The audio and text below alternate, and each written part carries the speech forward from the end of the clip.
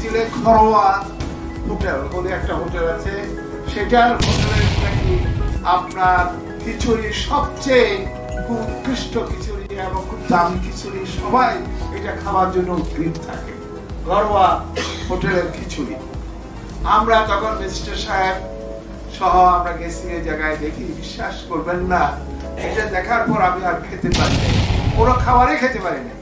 কারণ আমি এক একটা আইটেম বলছি, একটা হচ্ছে ফার্স্ট হচ্ছে আপনার যে কি তৈরি করে, ফুচকা তৈরি করে না, ফুচকা তৈরি করা যে পচা ভাত দিয়ে ফুচকা তৈরি করে, আমি নিজে সচক্ষে। তারপর যে মশলাগুলোর উপরে যে আপনার কালো কালো অনেকগুলা শ্যাওলা পড়ে আছে, ফ্রিজে মাছ মাংস যেগুলো আছে সেগুলো এরকম পড়ে আছে, অর্থাৎ সমস্ত কিছু আপনি বুঝতে পারবেন না যে ঘরোয়াতে মানুষ যাচ্ছে খাচ্ছে আসতেছে এত ভিড়। কিন্তু এই যে একটা অবস্থা, এই অবস্থার ফলশ্রুতিতে আমাদের যে মানুষের রোগ হচ্ছে, এই খাওয়ার খেয়ে রোগ হচ্ছে।